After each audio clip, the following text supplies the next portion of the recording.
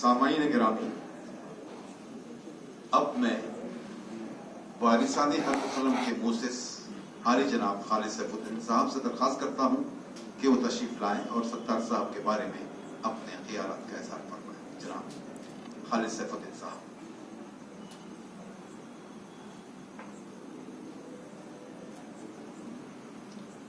अस्सलाम वालेकुम।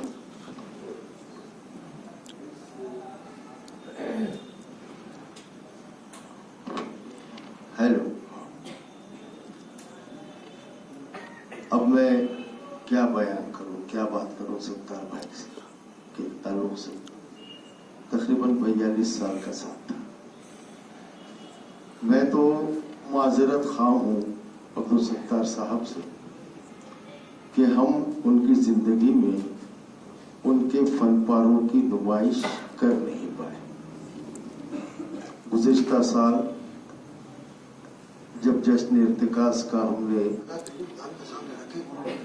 समझता हूँ कि हाजी शकील का वाक़या हो या सलीम बेग साहब उनके ताल्लुक से जो ज़ाती गुफ्तगू आपसे की वो मैंने उनकी अच्छाइयों को सामने रख आई। उनकी अच्छाइयाँ सलीम साहब की उनसे रिश्ते के एतबार से उन्होंने उनके साथ जो रवैया रहा उनके रिश्ते में वो बहुत काबिल है। सत्तार साहब के ताल्लुक से ये कहा जाता है कि सत्तार साहब से जब भी मेरी मुलाकात हुआ करती थी तो किसी और मामले में उस फैमिली को मैंने बहुत नज़दीक से देखा, खासतौर पर अपने सत्तार साहब की शख्सियत वो बहुत कम मैंने कभी उनका ऐसा कोई तनाज़ा नहीं देखा, कोई झगड़ा नहीं देखा, किसी से कोई गलत आवाज़ में बात करते थे। सत्तार साहब हर बोला कहे जाते थे, ना सिर्फ कातिब थे, ना सिर्फ फारसी को उर्दू हासिल था, ना सिर्फ अरबी को उर्दू हासिल था। यहाँ तशरीफ फरमा सभी मोहसिन, आज हम वारिसे हक व कलम की जानिब से ताज़ियती नशिस्त में मौजूद हैं और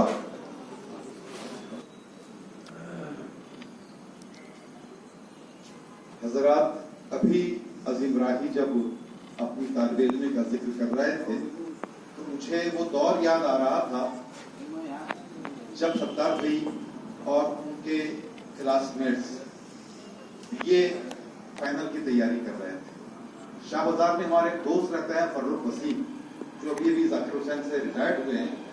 वो और एक मीर इनायत अली थे जो मोती कारंजा में रहते थे, और एक गफूर थे जो रिंकीपुरा में रहते थे। ये सब लोग और कुछ लोग एक दायमी भी थे, फर्रुख वसीम के घर पर बीए की तैयारी किया करते थे शाह बाजार। और उसके बाद फिर एमए भी उसी तरह से वहां रात में पढ़ते हुए इन्होंने किया था। वो पूरा दौर, उस दौर की शरारतें, उस दौर का हंसी मजाक इस अभी अजीम राही की तकरीर के बाद घूम रहा था। अब मैं उनके समधी आली जनाब मिर्जा सलीम बेग साहब से दरखास्त करता हूँ कि वो तशरीफ लाएं और अपने जज्बात व एहसासात का इज़हार फरमाएं। अस्सलामु अलैकुम। अब्दुल सत्तार साहब की जो विशिष्ट है, मेरा ताल्लुक पिछले 4 साल से आया। जैसा अभी जिक्र किया मुगल साहब ने, जो मेरे समधी थे, समधी का रिश्ता होने का भी मैं खुद जो समझता कि जब मेरी बेटी को देखने को आए थे दोनों मियाँ भी, उस वक्त एक वाकया जो आया मेरे दिल में, वो रिश्ता बनने के लिए एक छोटी सी मिसाल मेरे लिए बड़ी ये वो साबित हुई कि मैं वो रिश्ता कर लूँ। क्योंकि जब हम बैठे तो रिश्ता देखने को आए बाद कुछ नाश्ता पानी रखा जाता और उस वक्त थोड़ा सा कुछ हुआ होगा ना, उनके हाथ से नीचे गिर गया। तो मैंने सोचा कि अब ठीक है, मेहमान आए तो मतलब रहने दीजिए। लेकिन उन्होंने वो टुकड़ा नीचे से गिरा हुआ चीज उठाई, हाथ से साफ किया, वो खा लिया। मेरे दिल में ये एक चीज उनके लिए बड़ी इज्जत का बास बनी कि जो शख्स अनाज की इतनी कदर और कीमत करता तो शायद मेरी बेटी की भी उनके घर में उतनी इज्जत होगी, इतने वहाँ पर वो जी सर।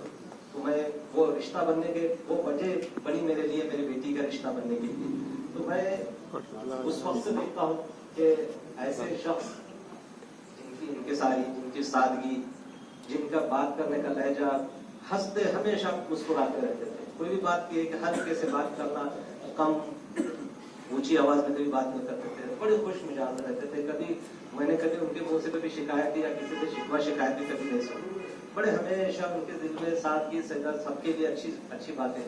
और इतने काबिल शख्सियत, मुझे तो ऐसा लगता है कि शायद ही कई लोग, बहुत सारे लोग अपने अपने फन में बहुत काबिल हुआ करते हैं, लेकिन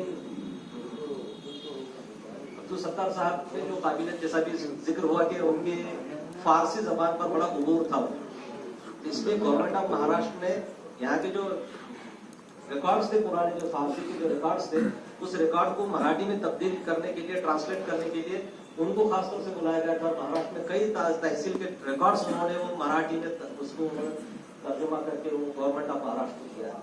उसके साथ साथ मैं अभी जिस दिन वो यहाँ से